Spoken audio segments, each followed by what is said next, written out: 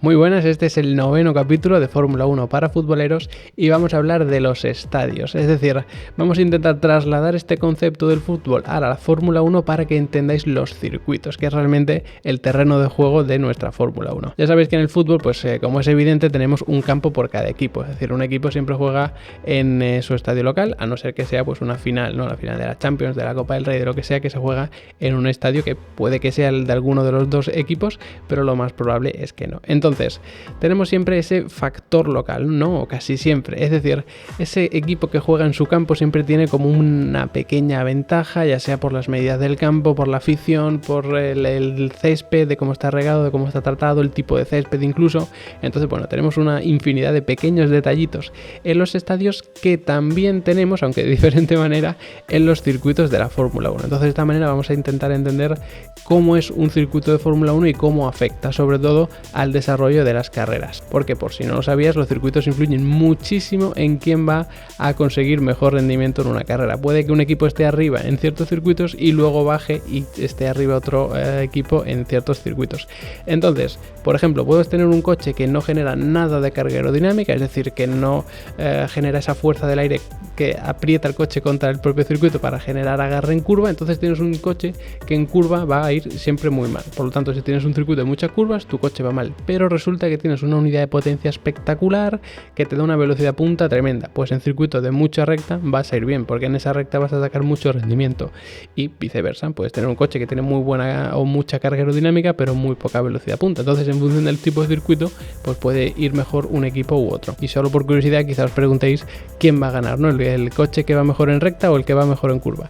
Normalmente el que va mejor en curva, pero como norma general va a ganar el equipo que mejor lo haga en los circuitos que peor se le den. Es decir, si tú cuando no puedes ganar siempre quedas segundo y cuando puedes ganar quedas primero, probablemente termines ganando. Pero si cuando puedes quedar primero quedas primero, pero cuando no puedes ganar pues te vas a quedar tercero, cuarto, quinto, probablemente no termines ganando el mundial. Pero por supuesto esto no es lo único que influye. Entonces vamos a ir viendo algunas características fundamentales de nuestros estadios. La primera de ellas son las medidas.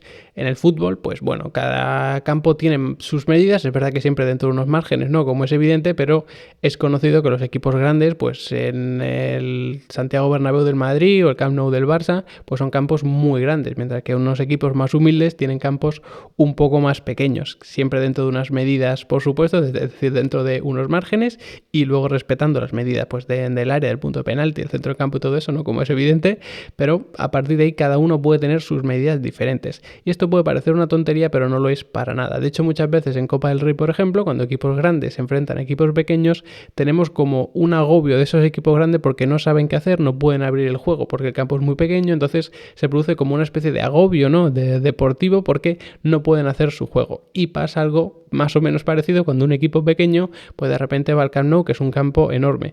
¿Por qué? Pues porque no están acostumbrados, los espacios son mucho más abiertos, tienen que correr muchísimo más, entonces al final pues tampoco pueden hacer su juego como lo hacían en su campo y tienen dificultades.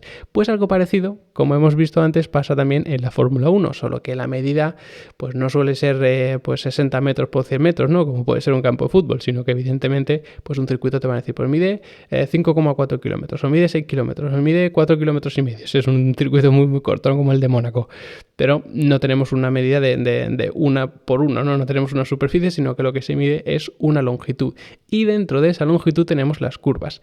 ¿Y por qué es importante hacer esta comparativa entre las curvas y la longitud? Pues porque muchas veces cuando se hace una previa a lo mejor a un circuito, porque va la Fórmula 1 allí y tal, pues se habla de que este circuito tiene 15 curvas, este tiene 22 curvas, y puede parecer mucho, puede parecer poco, pero evidentemente influye mucho también la medida del propio circuito, es decir, la longitud que tenga. Lo digo siempre, no es lo mismo tener 15 curvas en 4 kilómetros de circuito que tenerlo en 6 kilómetros de circuito, ¿no? Si tienes muchas curvas en poca longitud, pues vas a tener un circuito mucho más revirado, mucho más denso en cuanto a curvas, aunque haya otros factores que influyen, que si son curvas muy lentas, que si son rápidas, que si la anchura del circuito. Pero bueno, para que os hagáis una idea más o menos general, ¿no? Las medidas más importantes en lo que sería el estadio de la Fórmula 1, que son los circuitos, pues sería la longitud del circuito y las curvas, tanto cuántas curvas tienes como de qué naturaleza son, si son rápidas, si son lentas, si duran mucho, si duran poco. Todo esto es fundamental. ¿Y qué otra característica es fundamental de un estadio? Pues el césped. Este pues puede puede estar más regado, puede estar menos regado, puede ser más largo, más corto. En categorías inferiores nos podemos encontrar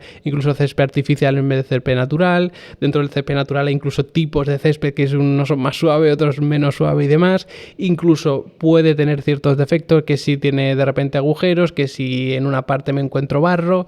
Entonces el césped marca muchísimo la diferencia en el tipo de juego. Si tú tienes un césped muy rápido, pues evidentemente puedes jugar mucho más rápido, pero si tienes un césped que a lo mejor está muy seco, que está muy largo, que a lo mejor tiene partes embarradas, pues el balón va a correr menos por ahí, ¿no? Como es evidente. Entonces tienes que adaptar tu juego. A lo mejor no puedes jugar tan rápido, o al menos no haciendo pases rasos, tienes que intentar pases por alto y todo este tipo de cosas.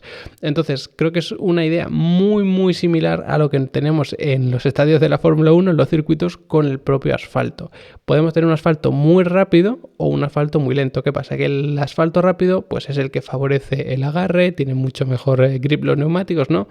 Lo que pasa es que esto suele venir de la mano de una mayor degradación por la abrasión, ¿no? Si es un circuito agarra mucho, pues bueno, por unos sistemas por un mecanismo de agarre químico que tiene el neumático, pues se va a desgastar más. Entonces, esto es muy importante, porque de hecho cuando hablábamos de las botas de los jugadores, haciendo referencia al setup de los coches, que no sé si os acordaréis en otro capítulo, dijimos que en función del césped, pues el propio jugador se puede cambiar los tacos, se los puede poner de goma, de aluminio, si quiere correr más, si quiere correr menos, si necesita, digamos que impedir los resbalones en un césped que está demasiado mojado, lo que sea, pues tenía que cambiar esos reglajes de su bota, ¿no? Y de la misma manera había que cambiar los reglajes en función del asfalto. Pues si tú quieres favorecer el agarre o disminuir la abrasión y el desgaste de los neumáticos, pues también tienes que jugar con esos reglajes. Incluso te puedes encontrar baches en un circuito igual que te lo puedes encontrar en un campo de fútbol, y eso pues condiciona muchísimo. Incluso puede determinar si un jugador juega bien, si juega mal, o un propio equipo, ¿no? Si tú tienes un equipo que resulta que es una pasada de equipo, pero que juega mucho a pases cortos,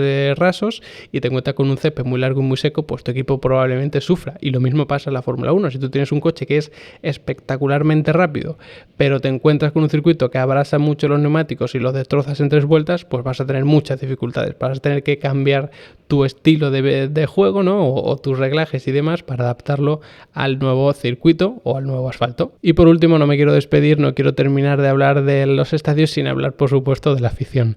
No voy a entrar en un debate muy, muy acalorado, porque cada equipo pues verá que su afición es la mejor, ¿no? Como es evidente. Pero es verdad que hay algunos estadios que son famosos por una afición que arropa mucho a sus equipos. Por ejemplo, la del Sevilla, pues es muy famoso, ¿no? Porque además es un estadio que te echa el público encima del propio estadio donde están los jugadores, del césped, quiero decir. Entonces, bueno, hay estadios que favorecen mucho esto. En Fórmula 1, ¿qué pasa? Que como no tenemos equipo local como tal, pues la afición evidentemente no te va a apoyar en tu Gran Premio de casa, porque no hay Gran Premio de casa. De hecho, actualmente 7 de los 10 equipos que tenemos son británicos. Entonces, cuando se corre en Silverstone, el circuito inglés, pues bueno, allí prácticamente es la carrera de casa para todos.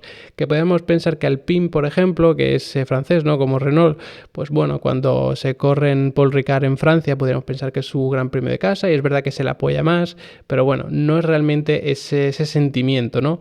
Excepto en un equipo que es Ferrari. Es decir, en todos los estadios del mundo, en todos los circuitos, siempre se apoya al piloto local, excepto en Italia, que siempre se apoya a Ferrari.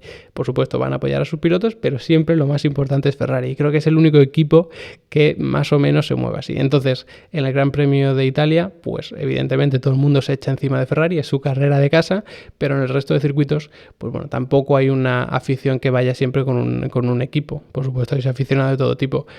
¿Sobre quién se suele volcar más afición? Sobre los propios pilotos, como decía. Entonces, ahora que está Max Verstappen a tope, pues esa marea naranja, ¿no? Como la llaman, que son los aficionados holandeses, pues siempre la acompañan. En el Gran Premio de Bélgica, que es el más cerca de Holanda, y en el de Holanda, en Zandvoort, pues también se le apoya muchísimo.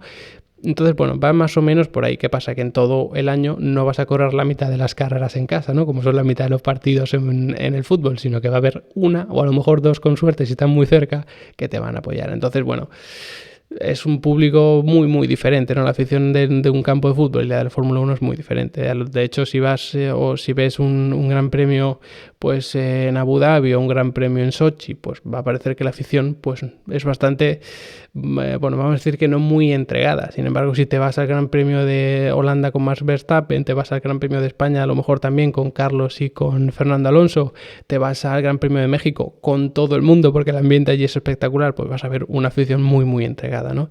Y realmente en estos grandes premios, como por ejemplo el de México, en el que se apoya a todo el mundo, pues siempre es un poco más bonito, ¿no? Aunque evidentemente pues tienen preferencia por Checo Pérez, pero son circuitos en los que ya no solo si apoyas a un equipo o a un piloto, sino por la cultura automovilística, la manera de ser de la gente, pues siempre se apoya más o digamos que tienes una afición mucho más energética, ¿no? que en otros grandes premios. Así que nada, ya no me lío más, esto era todo lo que os quería contar sobre los estadios de la Fórmula 1, que son los circuitos que como veis tienen muchas similitudes y marcan muchísimo la diferencia. Lo que pasa es que en el fútbol se suele hablar menos de ello que en la Fórmula 1 porque al final pues es como un poco más conocido y también más crítico. Un equipo de fútbol bueno en prácticamente todos los estadios va a jugar bien, pero un equipo de Fórmula 1 bueno quizá lo sea en unos circuitos y en otros no. Entonces por eso pues normalmente tiene un poquito más de importancia. Así que nada, hasta aquí el 9º capítulo de Fórmula 1 para futboleros. Espero que se lo compartáis a todos vuestros amigos futboleros que quieren entender, la Fórmula 1. No olvidéis echar un vistazo a Level Up Academy, mi academia de cursos online de automovilismo para aprender de Fórmula 1, pero también de automovilismo en general, de sim racing,